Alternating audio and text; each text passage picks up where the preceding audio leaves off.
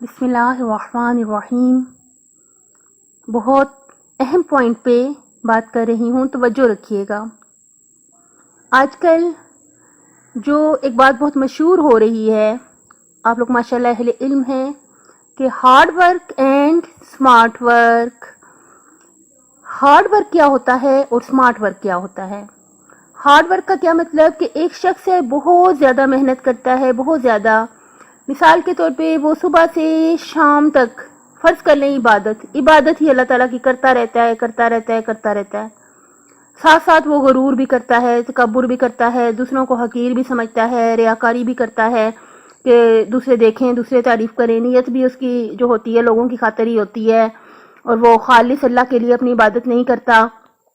صبح سے شام تک، شام سے صبح تک عبادت ہی کرتا جاتا ہے، اور ساتھ غیبتیں کرتا ہے، اور ساتھ حسد کرتا ہے، اور اپنی نیکیوں کو برباد کرتا چلا جاتا ہے. یہ کیا ہے؟ Hard work. یعنی اتنی محنت اور سختی کے باوجود رزلٹ زیرو، نتیجہ کوئی نہیں ہے. اور ایک ہوتا ہے اسمارٹ ورک.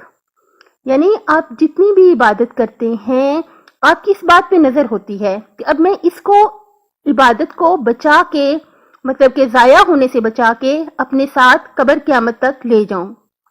آپ جب عبادت کرتے ہیں پہلے بہت خلوص سے، پورے عشق سے کرتے ہیں، اور پھر اللہ تعالیٰ سے دعا مانگتے ہیں، اللہ پاک اس کو قبول و منظور فرما، اس کی قبولیت کا ذمہ لے.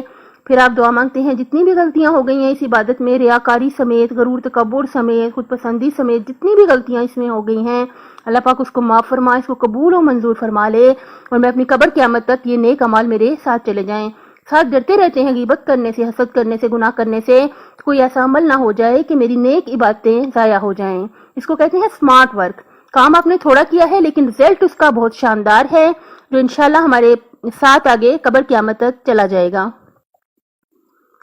آخر میں ہم اللہ تعالیٰ سے دعا مانگتے ہیں، اللہ پاک آقا و مولا امام زمانہ علیہ السلام کا ظہور جلد فرمائے، اور ہمیں ان کے حقیقی دوستوں اور محبوں میں شامل فرمائے، اور ہم سب کی دنیا اور آخرت بخیر فرمائے. میرا اللہ موت کے وقت قبر کے اندر، عالم برزخ میں، روز قیامت پل صراط سے گزرتے ہوئے، اور دنیا اور آخرت کے ہر اہم موڑ پر ہم سب کی مدد فرمائے.